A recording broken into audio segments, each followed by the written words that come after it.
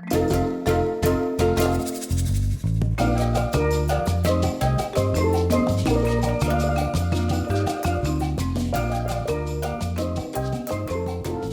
there. Do you like soccer? Do you like international intrigue? Are you interested in independent island nations, overseas collectivities, or self-governing overseas territories across the Caribbean?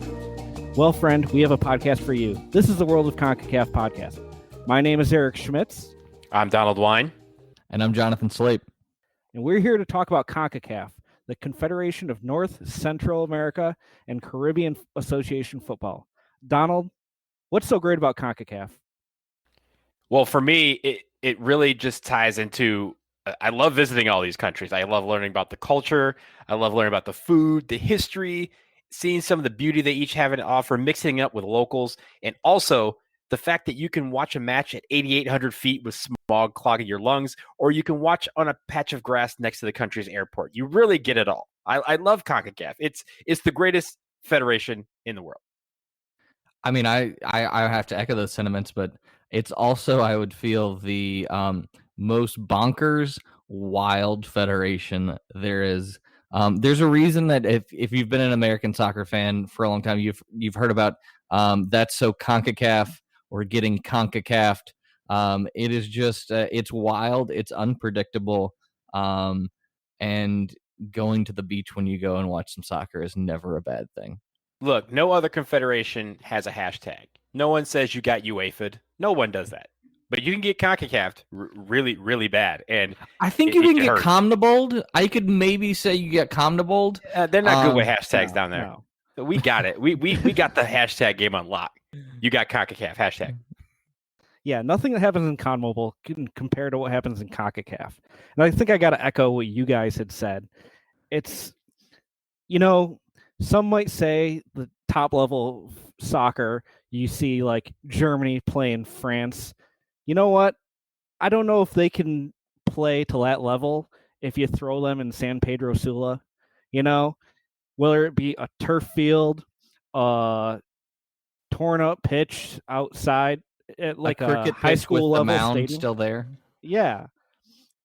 On an island that was blown up by a volcano. Like, there are things that countries around the world, when they take the field in international competition, they don't have to deal with. And the level of play might not be the best, but there is no more interesting confederation across the world than what we have right here in CONCACAF. And there's plenty of competitions. There's so much that ties, especially the United States, with all of these little countries like Canada, with all these island nations around us. And it really makes the region feel a little bit smaller when you're like, oh yeah, well, the U.S.'s next game, it's against Costa Rica. It's like, it brings your neighbors a little closer. And I think there's something romantic about that. And I really hope that we can spread the good word, the gospel of CONCACAF soccer to the world. I will say this about CONCACAF, and this is what separates us from the rest of the world. If I lived in Spain or I lived in England and I flew to Costa Rica on a holiday, I go, man, that was a great holiday. It'd be great to play a soccer game there. We travel for soccer games and we get there and go, man, we should also holiday here too. That would be great. So we get to investigate our places for vacation by going to soccer games where our team faces these nations and these nations face us. It's incredible. We get the best of both worlds. We get to vacation while we watch a game, and sometimes we get to do both at the same time. Yeah, and with 41 member associations, it really runs the gambit of everything. Yeah. So with these member nations all over, we're going to try to shine some light on these member nations, because you might follow the Premier League and know a lot about soccer in England, but do you know as much about soccer in St. Vincent and the Grenadines? Probably not. So we're here to teach you that. The first thing we're going to go to is the CONCACAF transfer wire. Jonathan, what has been going on with transfers in the area.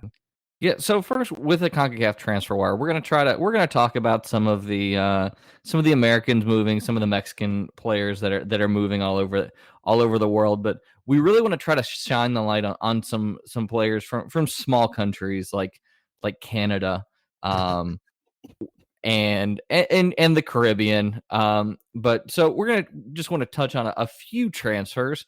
For one of the first ones that came up recently as Kendall Watson, the captain of Costa Rica and the captain of FC Cincinnati, transferred back to Saprissa in Costa Rica. So one of the largest and historic teams in Costa Rica, a central defender. I think it's just kind of end of his, at 33, he's old like all of us. So heading back home.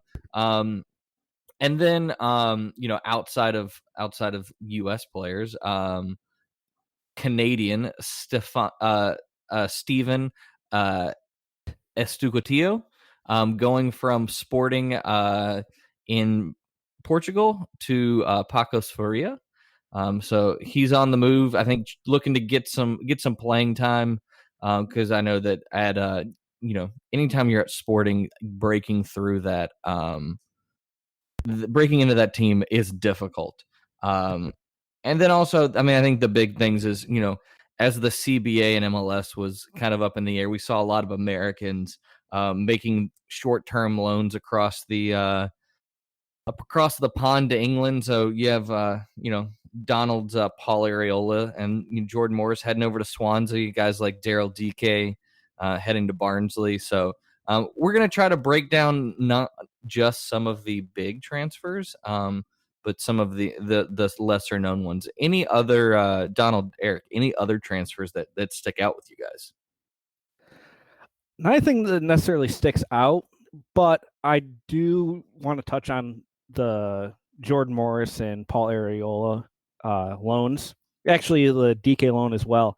You really haven't seen like a group of national team players go to Europe like this on a loan. It's really an opportunity to continue their almost get a running start into MLS season. I mean, we haven't seen something like this since Donovan at Everton, where you get with the national team being tougher and tougher to break into, these guys need to take these chances to build their profile and make their case. And it's good to see. Yeah, and touching on that, there's a couple of players like DK who couldn't actually get the permit, the work visa to go to England, to go to the United Kingdom if they didn't play in that match a couple of weeks ago. So that's pretty astute observation by the coaching staff and by everyone involved to make sure that happened so that they would be able to make some of these transfers happen. But I will point out Jonathan David, he plays in France and has kind of been tearing it up lately for Lille. So he's kind of a guy for the small fish that is Canada to kind of watch out for, because everyone knows about Alphonso Davies. He's probably the best left back in the world. We'll talk about him a little bit later in the CONCACAF segment that we have. But just having more of these guys playing abroad and playing well abroad only strengthens the region. It makes us as Americans, it makes us a little queasy because we don't need these teams to be that much better. We're trying to get back on top, but it does make sense for some of these players to go and go abroad and get better, and it makes the region better. Yeah, no, definitely. I think Eric touching on, the last time we saw it was like, when we saw guys like Donovan and Dempsey, and either other MLS players like Robbie Keane and David Beckham going and taking those short loans. But it's a little bit different because I think all of these are to the end of the championship season instead of it just being a short, January loan, because, the CBA, we now know as of today that the MLS won't start until April 17th. So like these guys are going to come into MLS in what should be great form, ready to hit the ground running for even for CONCACAF Nations League as well. All right. Anything else on transfers we want to touch on? No, I think that's it. Okay, moving on. Next, we're going to go to our main subject. This portion is what we're going to kind of focus on every episode. It's called our CONCACAF Laser Focus. And what we're going to do is take you in to a detailed look at these countries that make up CONCACAF, being their history, their culture, their national teams, any fun facts, where they are now, and where they might be going. So, Donald, take us to Barbados. Well, so first I'll talk a little bit about the culture, the country, just the kind of history behind it.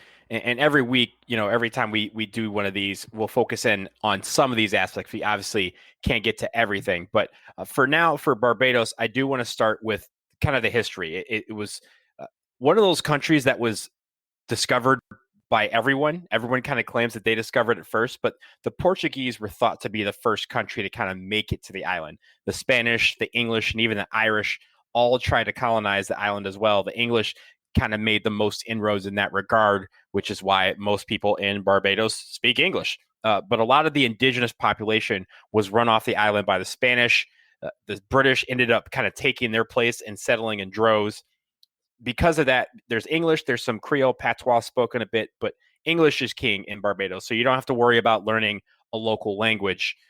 But they do share a birthday with me. Their independence from the United Kingdom came on November 30th, 1966. No, I was not born in 1966. I was born on November 30th, though. So when you celebrate Barbados Independence Day, you can also buy me a drink.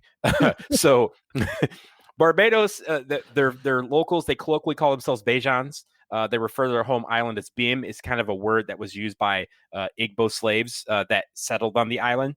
But historically, the island, the country was dependent on sugarcane cultivation. Now it diversifies into manufacturing and tourism, and also some finance. It has the third largest stock exchange in the Caribbean. So if you're not trying to go to the Cayman Islands, you're not trying to go to Barbados, put your money to the Bahamas, you can go to Barbados. The one thing that they are known for is their music, their carnival, their flashy cultural event that takes place. It's called the Crop Over Festival. It's kind of like Carnival in other countries. It's one of the largest events around Carnival in the Caribbean. Of course, a lot of calypso, a lot of soca music, a lot of dancing, a lot of bright lights, and just flashy dancers, flashy dresses. It's incredible. And naturally, their most famous native is Rihanna. So God bless Barbados. When we went down there, her face is everywhere on signs, and I don't blame them. I love her. If I have to move to Barbados to marry her, consider me Bajan as well. And finally, I'll get into a little bit of the food now and talk a little bit later.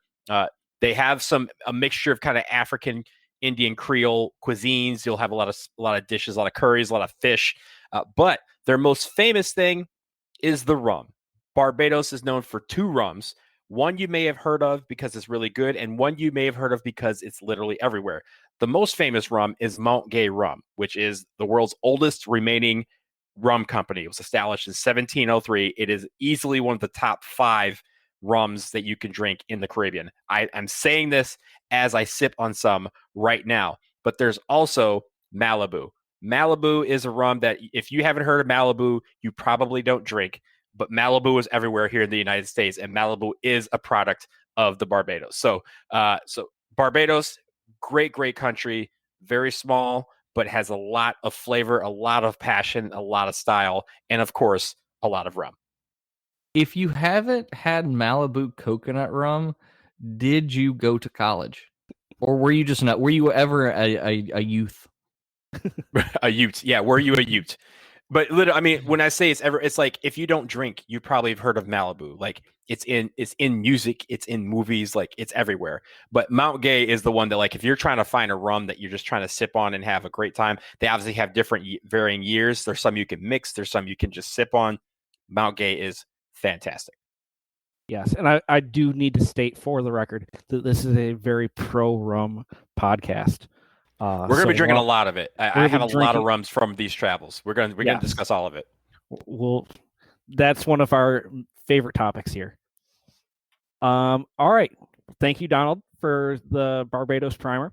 I'm going to talk about the Barbados men's national team, your Bajan Tridents. Of course, the flag has a trident on it. The history here is deep. The Barbados Football Association dates back to 1910, when it was born as the Barbados Football Amateur Association. Worth noting for reference that the U.S. Soccer Federation was formed in 1913, so the Barbados Football Amateur Association was prior to that. They decided to go pro and drop the amateur name in 1925. Barbados played their first international match on April 20th, 1929, hosting Trinidad and Tobago. Things started out great, with the debut ending as a 3-0 victory for Barbados. The recap in the Jamaica Gleaner 3 days later, because it was 1929, read as follows. Headline, Barbados scores over Trinidad in football. Dateline, Bridgetown, Barbados, Saturday. The football match played today between Trinidad and Barbados teams resulted in a win for the latter by 3-0. McIntosh scored 2, and some other guy who was illegible scored 1 goal. There was a large attendance. They would play again days later. Back to the Jamaica Gleaner with all of the details. Headline, Barbados football. Dateline, Bridgetown, Barbados, Monday. In a football match played today between Trinidad and Barbados, the latter won by 2-0. Both goals were scored by Ashby. At the beginning of the game, Bowering of Barbados was injured and had to discontinue playing. And there's everything you needed to know from your Jamaica Gleaner. Thanks to ttfootballhistory.com for that.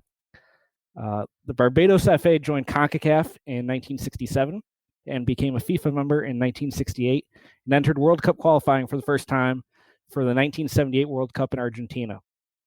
CONCACAF qualifying at the time took place at the quadrennial CONCACAF Championship, with Barbados entering the regional tournament for the first time in 1977. Back then, there was a qualifying round where, depending on the zone, you had different paths in. CONCACAF being CONCACAF forever. The North American zone, Canada, US, and Mexico, played round-robin home and away, top 2 in the standings advance. Central American zone, Costa Rica, El Salvador, Guatemala, Panama, round-robin home and away, top 2 in the standings advance.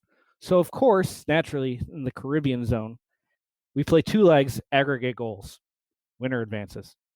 Barbados faces, you guessed it, Trinidad and Tobago. First leg in Barbados, Tridents get a 2-1 win on a brace by Victor Clark.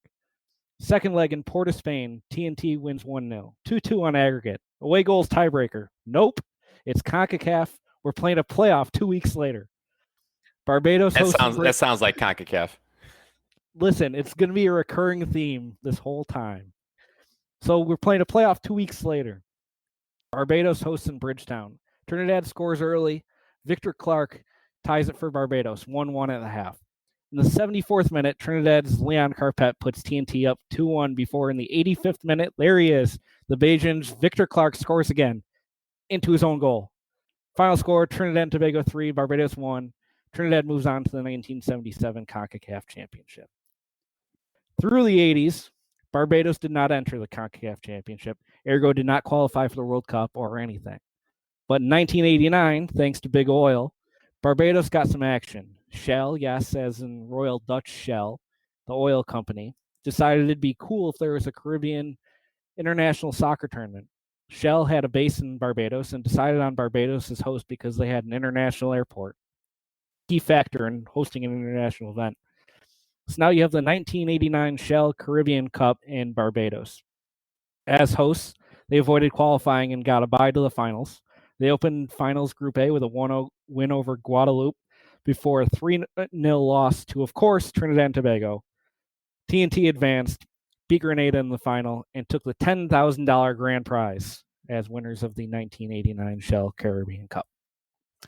The 1990 Shell Caribbean Cup in Trinidad and Tobago went differently for Barbados. After qualifying with 2 wins and a draw in their qualifying group, the Tridents got through the final group unbeaten, drawing Martinique 2-2 and defeating St. Vincent and the Grenadines 3-2 in the final game to finish second in the group and advance to the third place match. Now let's get the CONCACAF meter turned way up here. Barbados, having the best tournament in their history, awesome. The third place match never happened. The 1990 Shell Caribbean Cup was abandoned, no third place match and no final, because of a coup attempt. While Barbados was defeating St. Vincent on July 27, 1990, radical Islamist group Jamaat al-Muslimin attempted a coup d'etat of the government of Trinidad and Tobago.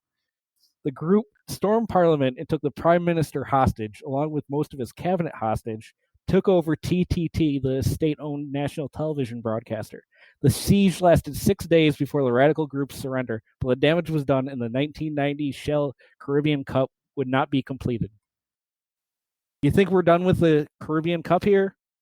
The Caribbean No. Cup is fantastic. If you have not watched it on like random YouTube internet stream where someone's like doing it off of a camera on the ground, and when I say camera, I mean like an actual digital camera. Like those, it's fantastic. It really makes me feel like I'm watching Open Cup, like especially those Open Cup rounds where like the supporters group are the ones that are just like holding up a camera. Like that's really what it makes me feel. This is like, I mean, the Caribbean Cup is like, it's like a step below that. It's like a body cam. Like you're watching through the eyes of a player who may or may not be playing. Like it could be the goalkeeper. So you're like, why is the ball getting so far away? Oh, right, the goalkeeper's just staying where he is. Yeah, almost like a GoPro, but like an old camcorder. Just like right, exactly. Okay, but we're not done with the Caribbean Cup. No way. We're about to go into new territory here. Fast forward to January 1994. We are in qualification round of the 1994 Shell Caribbean Cup. Barbados in Group 1 with Grenada and Puerto Rico. If you're unfamiliar with this story, fasten your seatbelts. Again, this is qualifying, a simple round robin to advance to the Caribbean Cup. At the time, FIFA had been bouncing around ideas for variations on tournament rules. Caribbean Cup organizers decided to test out a new rule for the tournament. It was decided that any matches where it was tied after 90 minutes would go to extra time. This extra time period would be golden goal, not a full period, and the golden goal would be worth 2 goals. Yes, any golden goal was worth 2 goals. How could this possibly go sideways, right? Barbados opened the round robin against Puerto Rico, falling 1-0. 2 days later, Puerto Rico faced Grenada. The game was scoreless through 90 minutes, and in extra time, Grenada scored a goal, ending the game and earning a win that counted as a 2-0 victory. So the standings had Grenada at the top of the group at 3 points with a +2 goal difference. Puerto Rico second with 3 points and a -1 goal difference, and Barbados in third with no points and a -1 goal difference. In the final game, Barbados would need to defeat Grenada and defeat them by 2 goals to advance. So let's go January 27th, 1994, Barbados National Stadium in St. Michael. I'm just going to go right to Wikipedia for this. The match started off routinely, and Barbados scored the first 2 goals, establishing the 2-goal margin they needed. In the 83rd minute, however, the game changed when Grenada scored a goal, which would take Grenada through to the finals unless Barbados could score again. Barbados attempted to score for the next few minutes, but as time ran out, they switched to a different strategy, tying up the game so that they could try to achieve the 2-goal margin with the golden goal in extra time. In the 87th minute, they stopped attacking, and Barbados defender Terry Seeley and goalkeeper Horace Stout passed the ball between each other before Seeley intentionally scored an own goal. Now the game was at 2-2 with just 3 minutes of normal time left. The Grenada players caught on to the Barbadians' plan, but then they realized that they would advance in the tournament by scoring a goal in either net, since they would still qualify for the goals with a 1-goal loss. This left the match in a highly unusual position, with Grenada trying to score a goal in either net, Barbados trying to defend both. For the next 3 minutes, Barbadian players successfully defended both sides. Still drawn at 2-2, the game went on to extra time, where the winning golden goal would count double. Thus, Barbados only had to score once to qualify for the 1994 Caribbean Cup. Trevor Thorne scored the winning goal for Barbados, and they advanced to the next round with a score of 4-2. In a press conference after the game, Grenadian manager James Clarkson said, quote, "I feel cheated. The person who came up with these rules must be a candidate for the madhouse. The game should never be played with so many players running around the field confused. Our players did not even know which direction to attack, our goal or their goal.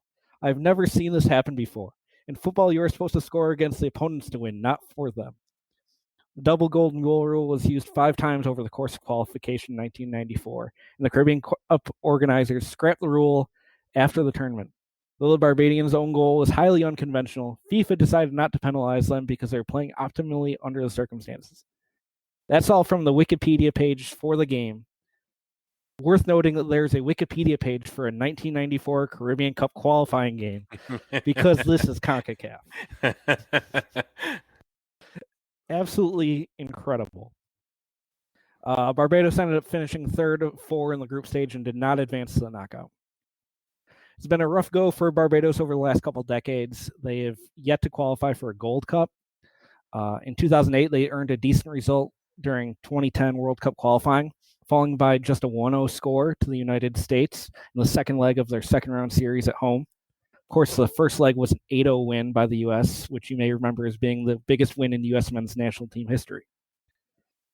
In 2015, during the second round of CONCACAF qualifying for the 2018 World Cup, which never happened, Barbados took on Aruba in a 2-leg home and away aggregate to advance to the third round. Barbados won the first match 2-0, and after winning the second match by a 1-0 score, the Bajans were eliminated from qualifying. Why did that happen? FIFA sanctioned Barbados for fielding an ineligible player in the second match. Hayden Holligan had accumulated 2 cautions in qualifying and was supposed to serve a 1-match ban. FIFA declared the last match a 3-0 win for Aruba, which, thanks to a 3-2 aggregate score, advanced to the next round. Most recently, in the 2019-2020 CONCACAF Nations League, arguably the greatest competition in global soccer, Barbados won their League C group, edging the Cayman Islands on goal difference to earn promotion for the next edition, scheduled to start in 2022. What's next for Barbados men's national team? 2022 World Cup qualifying, which tentatively they're scheduled to play Panama and Anguilla in March before facing the Dominican Republic and Dominica in June. They will also face Bermuda in the first round of qualification for the 2021 Gold Cup in early July, where 2 wins will get them to the Gold Cup group stage for the first time ever. Barbados is led by former Trinidad and Tobago manager Russell Latipi, a former player who earned 81 caps for Trinidad and Tobago and had an illustrious club career spending time with Porto and Boavista in Portugal before more than a decade in Scotland, appearing with Hibernian Rangers, Dundee United, and Falkirk. He signed a 2-year contract in April 2019, so he's on the hot seat. As of the last FIFA rankings, Barbados sat at number 162, looking up at number 161 Tahiti, and down at number 163 South Sudan. The Tridents haven't taken the field since January 2020 when they played a pair of friendlies against Canada in Irvine, California, which were both 4-1 losses to the Canucks. Since that was outside of a FIFA window, they didn't have their full selection of talent. This includes Nick Blackman, English Bajan winger, currently at Maccabi Tel Aviv after coming over from Derby County. Another notable is Manchester-born Hallam Hope, who came through Everton's youth system and played for England's youth national teams. He got cap-tied by Barbados September 2018 and just recently moved from League Two's Carlisle United to League One's Swindon Town. One young player to keep an eye on is 18-year-old forward Thierry Gale, who's at Budapest Honvéd in Hungary's first division. He made his senior debut at age 15 back in March of 2018. The rest of the player pool is mostly players who are playing with clubs in Barbados. Midfielder and captain Rashad Jules spent a brief spell with Kemi City in Finland's third division. He and defender Ricardo Morris spent the summer of 2017 with the NPSL's Tulsa Athletic. Defender Carl Hinkson finished up at Southern Illinois University Edwardsville in 2019. Midfielder Jomo Morris, most recently of the previously mentioned Kemi City in Finland, spent a year at JUCO Arizona Western College in 2017. And of course, Arizona Western's mascot is the Matadors. Barbados, their stadium, Wildy Turf, is currently being renovated. With new turf being installed this year. Next phase involves a $8 million grandstand, which will hold 3,000 people. New concessions stands and changing rooms also coming, which is being funded through the FIFA 2.0 program. Donald, do you want to talk about the women's national team? Yeah, so the women's national team doesn't have quite the history or the matches that the men's team has. The men's team, as you said, was founded in 1910. The women's team started in 2006. They're currently ranked 123rd in the world. The highest they've been is 115 back in June 2018. So they've kind of been hovering in the 110s and 120s in the world rankings for most of their existence. But I will say that they have never, ever qualified for a major international tournament. So they don't have a lot of history whatsoever. They didn't play at all in 2020. Their last match was a win over the U.S. Virgin Islands in Olympic qualifying back in October of 2019. Two things about the Barbados women's national team. They be mashing some folks, okay? They played the Turks and Caicos twice back in September 2017, and the combined score was 19-0. One game was 10-0. The other one was 9-0. The other side of that is Barbados also gets mashed.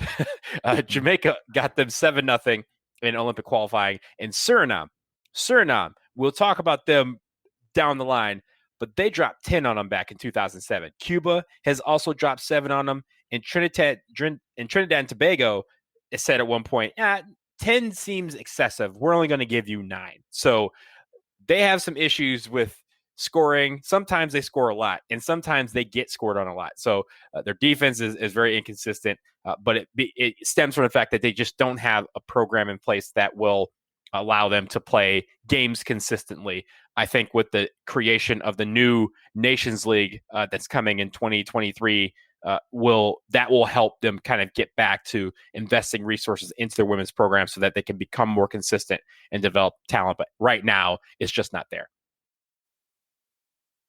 All right. So after covering the national team, we're going to talk about the Barbados Premier League and FA Cup. So before we dive directly into the Barbados Premier League, Barbados has 3 full divisions of soccer with promotion and relegation. And I know people are going to start talking about, like, why doesn't the U.S. have pro rel? But we're not going to dive into to pro rel at all. But the league has been around since 1947, so going into its 75th year, and it is old, much like the national team. It has been around longer than it has been an independent nation. We're gonna play. I'm not gonna go into clubs per se because we're gonna play a game called Real Team Fake Team with Donald in a little bit. So I don't want to give too much. I'm excited for this. I really am. I'm not gonna give too much out because I don't want to cover. You can't ruin it. I don't want to ruin it. We also there's 3 divisions. 10 teams are in the Premier League. The league is sponsored by Digicel, and it has just finished its 1920 season. Now the FA Cup. They have an FA Cup that was founded in 1910, and it has been running ever since. I'm again not going to give out teams and names, but I'll say that the Kensington Rovers won 9 of the first 10 of the FA. They shared it in 1912 with Harrison College, but between 1910 and 1923, either Kensington Rovers or Harrison College were winners of the Barbados FA Cup. See, that's the storied rivalry right there. I'm filing this away because I'm assuming Kensington Rovers and Harrison College are not a part of the game that's coming up. So we'll call them a dynasty. Call them both a dynasty. Call them a dynasty. That will be a running thing. Any teams previously mentioned will not be a part of the game, but we'll get to the game soon.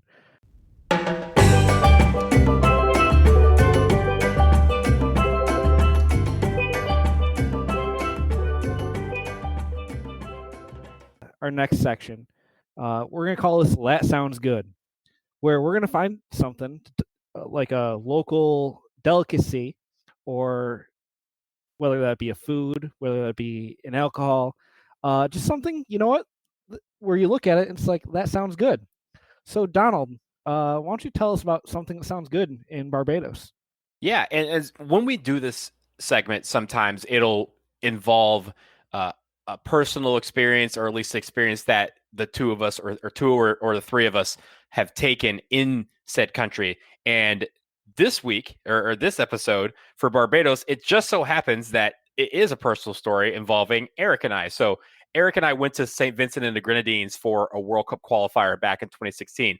I guarantee you, when that episode comes out, you do not want to miss that. It is going to be the greatest episode of all time. But anyway, every episode leading up to that one is practice. Yeah, that's the game. That's the main event. But I digress. You know, that was a trip. We had a great time, but the way we had to get down there was kind of a roundabout way. We had to fly from Miami to Barbados, and then on like American or Delta or whatever, and then change airlines to Liat Airlines, which at the time was the only airline that could get Americans to St. Vincent's, twin prop ass airlines. So that meant on both legs there was a layover in Bridgetown in Barbados. So on the way there, it was only a couple hours. So we just grabbed a bite to eat across the street from the airport before we headed back to catch our connection. There is one thing you have to explain about the airport in Barbados, is that you have to leave the airport if you have a connection. So like right. when you land in the terminal, like you go through customs and then they put you out the door. And so you're out in the street. You're out in the street. And if you were just connecting, you have to go back into the airport and through security again to get to the terminal for your next flight. So pretty much you're always leaving the airport. Right. So we left the airport and we're like, I mean, if we're going to have to leave the airport, like, we might as well get something to eat, and literally smelt like some chicken or something across, like literally across the street at the shack. And we're like, yep, that's the place. So we did that. But on the way back, we stopped over in Grenada, and then we had what was like a 6-hour layover in Bridgetown. So we decided, all right, now we can go into the city. We can get some food. It was a Sunday, so it was well before noon. I think we landed at like 9 a.m. So there wasn't much open. It was early. So we ended up just like dialing up whatever internet we could find and found a joint that was open. It looked like a sports bar casino. We're like, cool, let's do that. It's called Lucky Horseshoe. So, of course, naturally, Lucky Horseshoe sounds like a casino, but on its face, we're like, okay, it looks like a kind of a sports bar. So we go in, there's a few of us. Eric and I are with a few people that were on our flight with us, and we sit down and we're looking at the menu, and Eric goes, what's this dish? When the waiter comes over. And they had this dish that was literally called bacon with a side of shrimp. So the waiter tries to explain that it's literally just bacon and shrimp. So we're like, yeah, definitely, let's do that. We thought there was going to be some fries or like some salad or some sort of side, right? Nope. That's literally all it was. It was literally bacon on a plate with some local hot sauce, which was banging, by the way, and then shrimp on a separate side plate with the same hot sauce. I think we ordered some, when we realized that it was literally just bacon with a side of shrimp. I think we ordered some fries, just like some communal fries. You did. That's exactly what I wanted. It was I think we ordered some fries for the rest of us. Yeah, and we also, of course, we ordered a ton of drinks, which they looked at us funny because it was 10 a.m. when we arrived. But we just sat there as a group for like 2 hours eating nothing but bacon and shrimp and having a ton of drinks on our way back to the United States. And mind you, while this is going on, we're watching a Jamaican Red Stripe Premier League highlight show that they had on. So ESPN Plus, I need you to get on that because it was fantastic. We literally just sat there and we were captivated by their recap show, which had a lot of steel drums. It had a lot of flavor. It is definitely not your normal highlight show. But Bridgetown was really cool. But the bacon and shrimp plate at Lucky Horseshoe, amazing. Bacon perfectly fried. The shrimp, loved it. It was a great time. Definitely a cool place to hang out for a few hours on a layover. Or if you're staying in town for a few days, it's right down the street from a couple of hotels. But Lucky Horseshoe, get the bacon with a side of shrimp. Yeah, great patio, great ambiance. Couldn't ask for anything more. Much love to Lucky Horseshoe, friend of the show. All right, so it's game time. As Jonathan previously mentioned, we're moving on to our next segment, which is going to be a recurring segment. And honestly, like maybe one of the highlights of the show. It is called Real Team or Fake Team. And the premise is exactly as it sounds. Two of us will alternate with presenting team names to a contestant. In this case, today's contestant is Donald. We're going to present to him teams from the leagues of Barbados. Now, Donald has to listen to these names, which may sound ridiculous, but it is CONCACAF. So he has to deduce just on his own assumptions if it is a real team or fake team. And Jonathan and I are going to take turns. We're going to give you the team name, and you just got to say, that sounds real, that sounds fake, whatever reasoning you want. But we're going to alternate and see how many you can get right. All right, let's do it. So, Jonathan, go ahead with our first team. Notre Dame. Like the school, like Notre Dame? Like the school. Okay, so I don't like Notre Dame. I don't like that one. I would offer that you give me a new one, but because you offered that, I'm going to say that it's real because that sounds like something that they would have, especially if they have a Harrison College that was a dynasty back in the day. Yeah, so they have they finished 7th last year. They have 9 Premier League division titles and 6 FA Cups, winning the double in 2010. So that is a real team. Got him. Okay. I'm going to go next. Your next team is Bridgetown City FC. Bridgetown City FC. This is okay. So people out there, this is why this game is going to be tough because there's some teams where you look at that, you're going to say, yeah, that sounds exactly like a team. And then there's some teams that like, it sounds like the worst possible name. It looks like someone like had a dartboard with random words on it and they just threw darts at it and named a team after that. This sounds like too real to be a CONCACAF name. So I'm going to say it's fake. Donald, you're correct. It is a fake team. All right, we're going to follow this up with the St. Joseph Tropics. The St. Joseph Tropics. Oh, if they named it after the Flint Tropics, I would have said that it was a real team paying homage to my home state and other fake teams. But this seems like this team doesn't seem real. There can't be a team in the tropics named the Tropics, right? That's fake, right? It is fake. It is fake. All right. Next, we're going to go Police Sports Club. Oh. Because there is a Police FC, but it's not in Barbados. And when we did we did a episode 0, and that had a team called the Police or the Defense Force or something. They love them some police. Say the name again. Police Sports Club. I'm going to say that's real. I'll just go with real. That is a real team. Yes. It is a real team in Barbados. Next one for you is Paradise FC. Paradise FC. Oh, man. I just had the explanation about how they wouldn't name a team the Tropics, and you give me Paradise. So I'm going to go with the same reasoning, but say it's fake.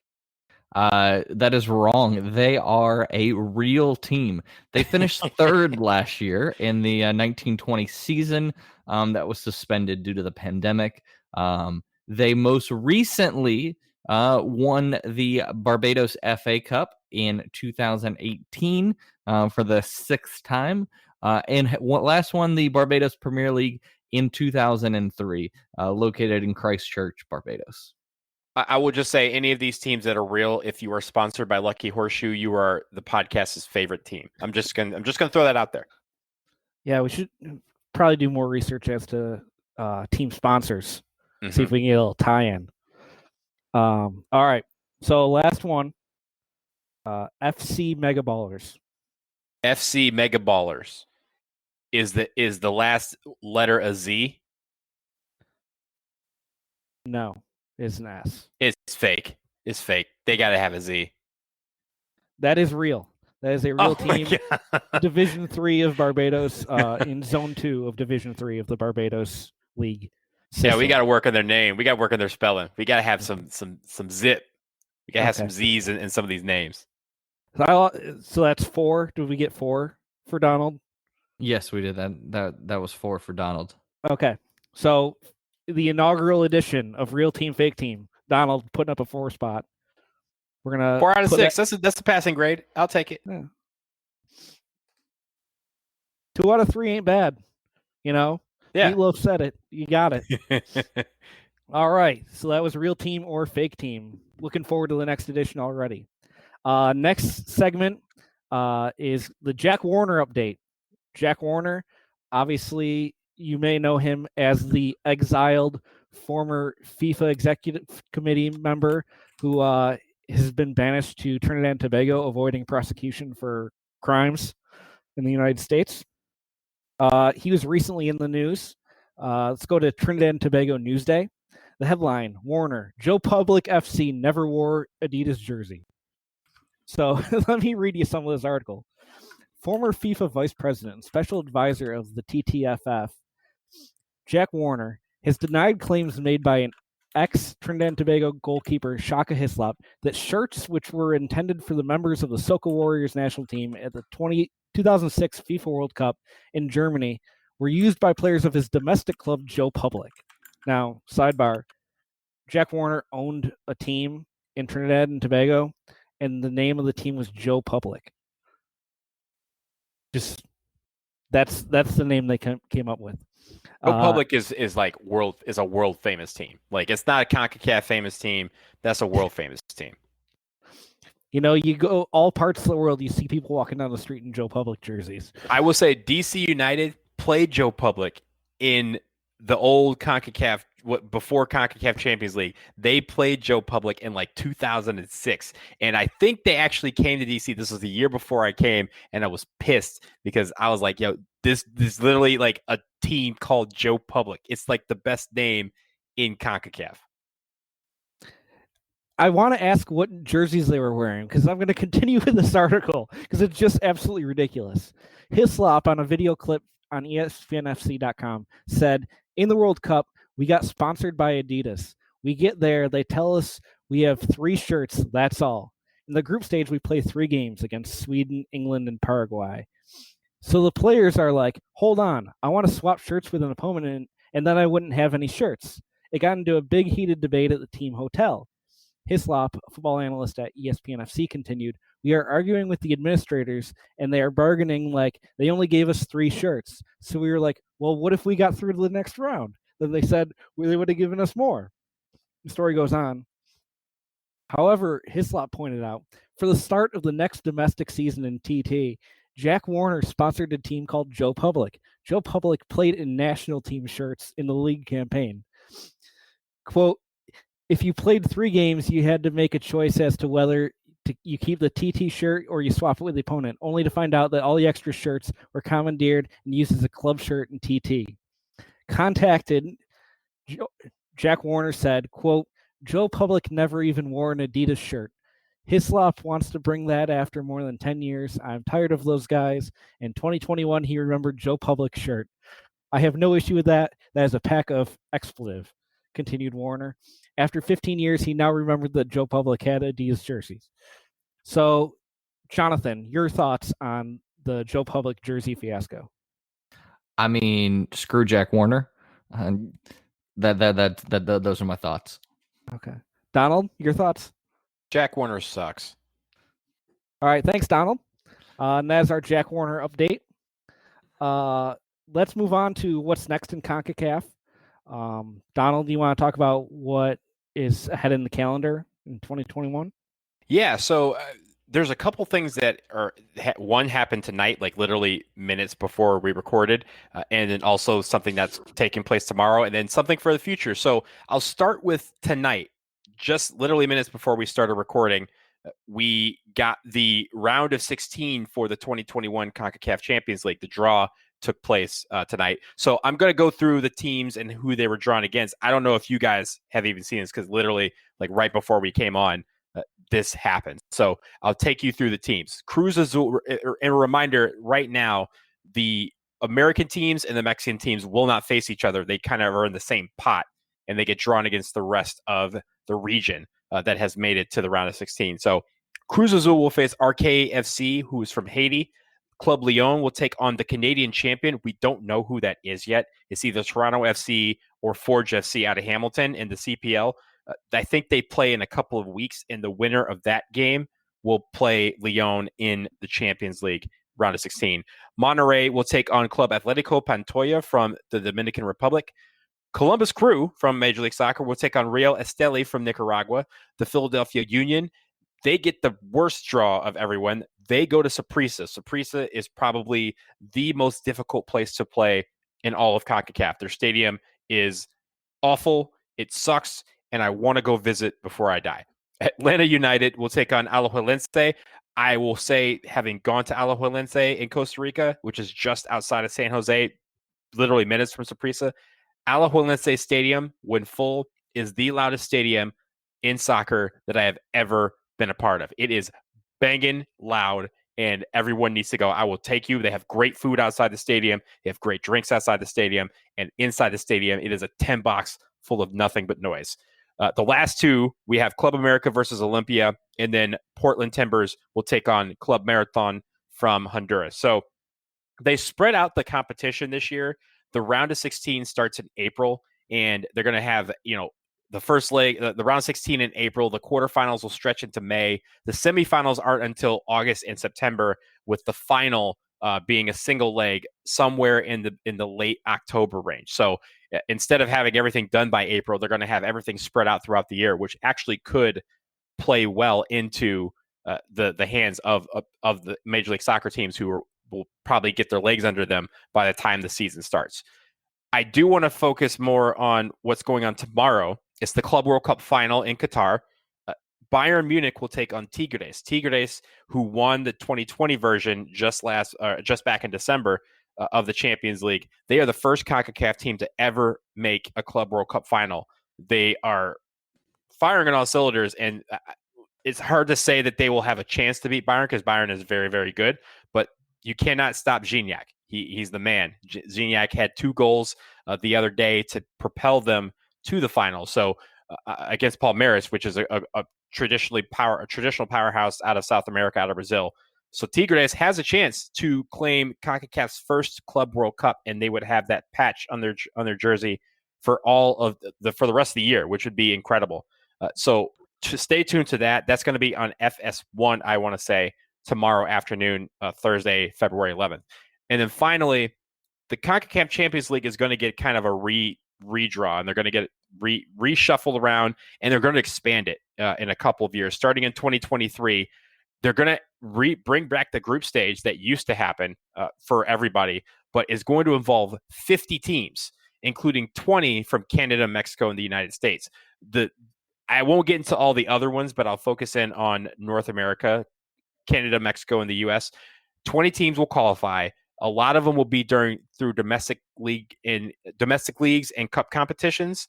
There will be one qualification slot through the Leagues Cup, and they'll be drawn. It's going to be more regionalized, where they draw into 4 groups of 5. They'll play a round robin, and then they will qualify for the knockout stage. So those 8 teams that qualify will be joined by 3 North American clubs who will qualify via a play-in round. So that is the gist of it. It's going to be interesting because right now, Major League Soccer does not allow the 4 slots that they get through the U.S. Open Cup and MLS Cup and other factors. They don't let the Canadian teams qualify through that round. They can only qualify through the Canadian Championship. With this expansion, the 3 Canadian teams, Toronto FC, Vancouver Whitecaps, and CF Montreal now, not the Montreal Impact, Impact Club the Foot. Those teams will be able to qualify for Champions League by winning MLS Cup or by winning or finishing first in the Eastern Conference or Western Conference. So that'll be interesting to see, because it will be interesting if Major League Soccer, which is obviously predominantly an American league that has some Canadian teams, if a Canadian team bounces through, it'll knock an American team out of the league, but they are expanding in all areas so that there will be more teams from North America involved. Nice. Jonathan, what are your thoughts on I think it's a big win for for the teams for the CPL teams, because it's going to give them more opportunities to get in. I think that it's going to it's definitely going to be a change for some of the American team for the U.S. teams that are going to have to deal with with the Canadian teams being able to get in. But I think being regionalized should help as well. With especially travel, because you remember you had these Canadian teams that were flying down to Central America, which is a lot to have them do in a midweek during it. The other thing I wanted to touch on is I'm glad that we're going to see some the Open Cup spots be less important, especially as we didn't touch on, but Open Cup this year is bullshit. For real. So I love the Open Cup too. I love it. It should be where everyone's involved. I get that there's COVID, but the way that they do it, I'm sure you're going to explain it. The way that they're doing it this year is just stupid. Yeah. So not every team is involved. 8 MLS teams will be involved, 4 USL teams, and then there's a few other like NISA, the NPSL, PDL. I think there's 8 USL championship teams and then like 4 League One or something like that. But the fact that a CONCACAF Champions League spot is going to go to a team that not every team has a chance to qualify for is bullshit. Also, it's right up there with Atlanta being given a spot in the Champions League as well for the 2021 season. Yeah. Now going back to the Champions League, with the way they've made that regionalized, do you guys think it loses some of the magic if you don't have a Canadian team flying midweek down to Central America to play a team? I mean, I don't. Go ahead. I would say it does lose a little bit of the magic. You lose a little bit of the giant killing. And because we saw that at different points. We saw teams getting upset in those group stages, but I think especially right now, as teams in all areas are struggling from a cost perspective. That I think that this is, and it's going to give these Caribbean teams some more footing as well. I think the thing that I see about it is it doesn't matter until these teams take it seriously. And I'm not saying that the CPL teams don't take it seriously. Like Forge FC is probably trying to go gung-ho so they can get into it. But the Major League Soccer teams don't really care about it. It's the reverse of Europe, right? Like sometimes in Europe, you'll see teams rest their players for a league match because they know they have a Champions League game coming up or a Europa League coming up. For us, we're playing everybody in that league game. And so we're going to bring up like academy players to play in Champions League. I want the Champions League to have the stature it needs to have. I want the U.S. Open Cup to have the stature it needs to have. But to do that, the teams have to make those a priority and really sell it to fans and say, hey, this is a competition. This is a chance for us to go to Qatar or wherever it ends up, the Club World Cup ends up being when they expand it, because it's going to expand in a couple years as well. This is a chance for us to take our team name and make it a global name. Like when you think of CONCACAF, you want the rest of the world to think of some of these Major League Soccer teams. I want DC United.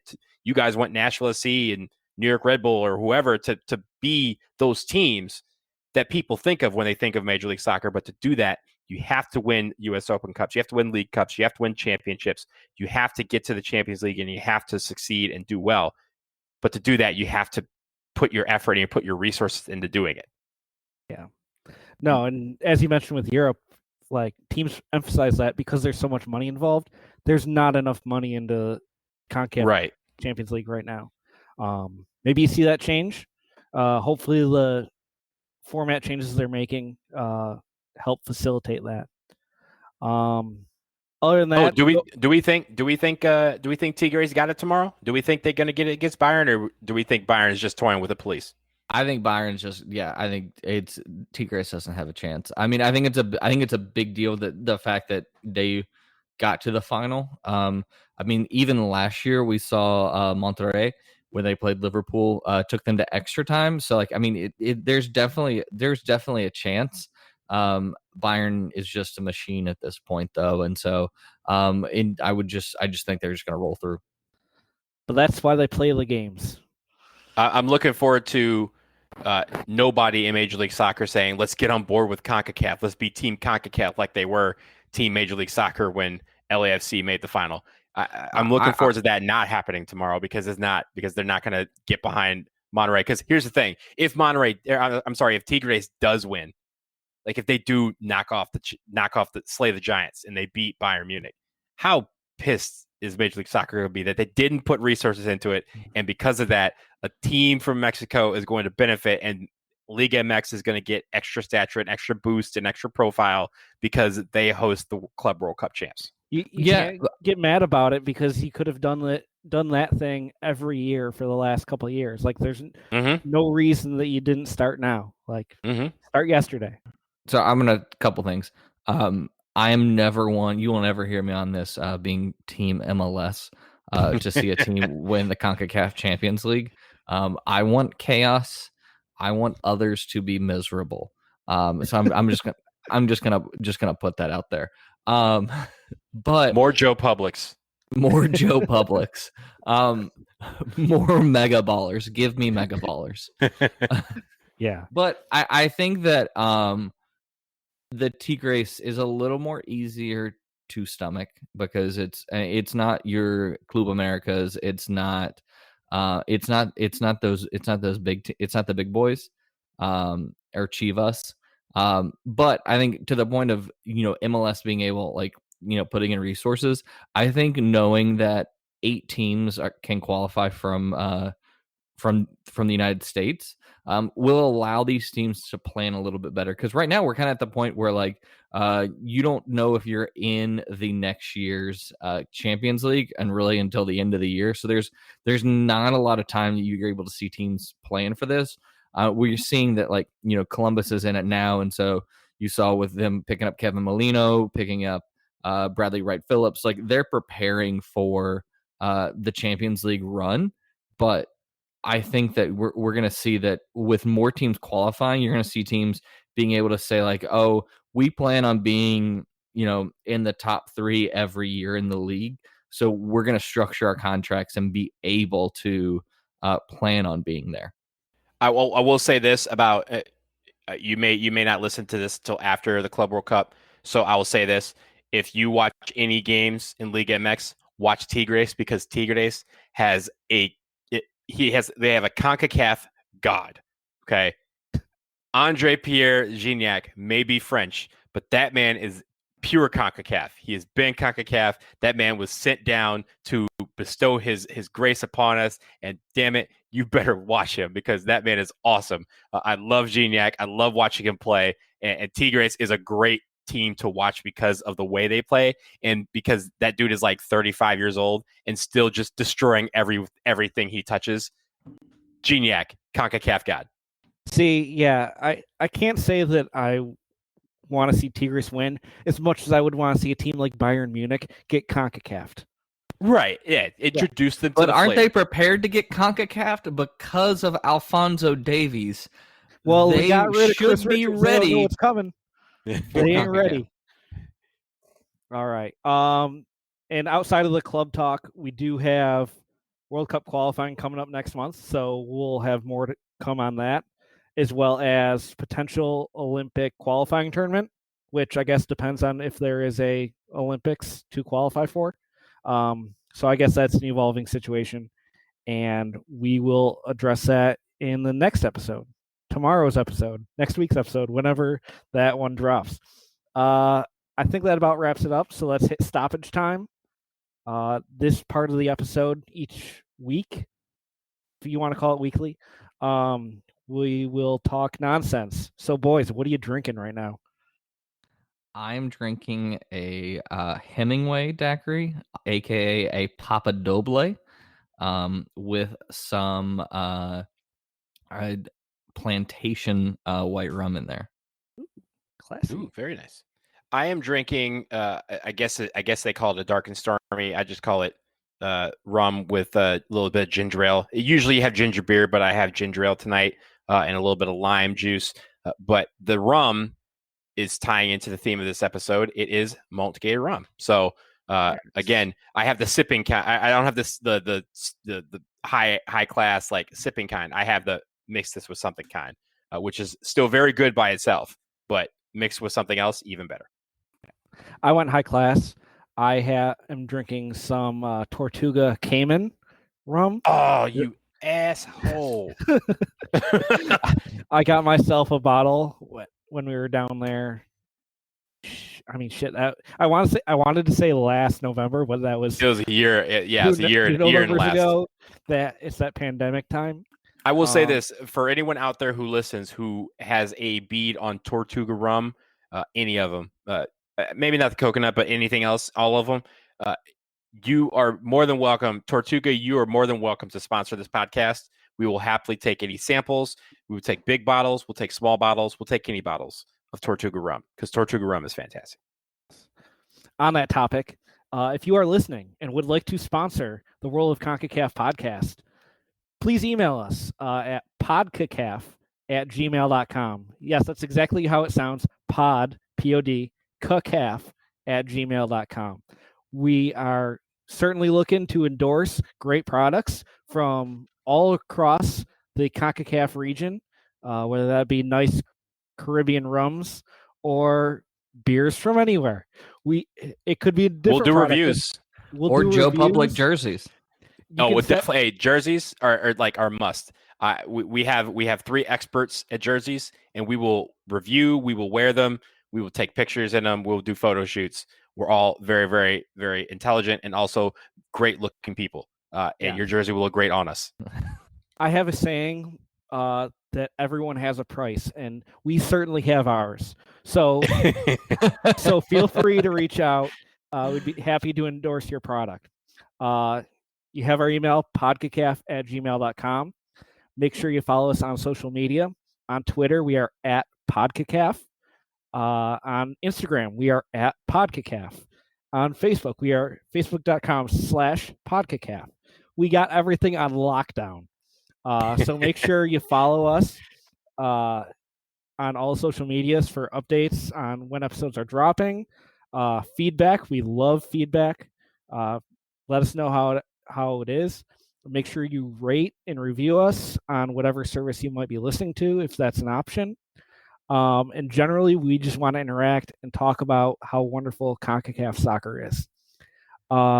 Jonathan, Donald, do you guys want to talk about your other projects? Yeah, so I'll just say catch me at JSlapeSSP on Twitter, and then also at Speedway Soccer and Broadway Sports Media. You can find me at BlazinDW. That is B as in boy, L-A-Z as in zebra, I-N as in Nancy, D as in Delta, W. That is my handle on Twitter and Instagram. And also you can catch me on Stars and Stripes SC. I run the podcast there. I run the blog there. And currently, since it is February as we record, I do a Black History Month series, one story every single day on Black history from around the world, some involving the United States, some involving CONCACAF players. Will not be doing Jack Warner because Jack Warner sucks. But other than that, there's a lot of stories that you can catch up on the beautiful game in and around the United States and sometimes even CONCACAF, including Nations League. Yes. Highly recommend Donald's Black History Month series. Definitely recommended reading. Again, I'll be the one running the PodCACAF socials. So again, it's at PodCACAF. And thanks for listening. We really appreciate it. And we hope to see you again soon. Thanks for joining us, and we'll see you around the bend.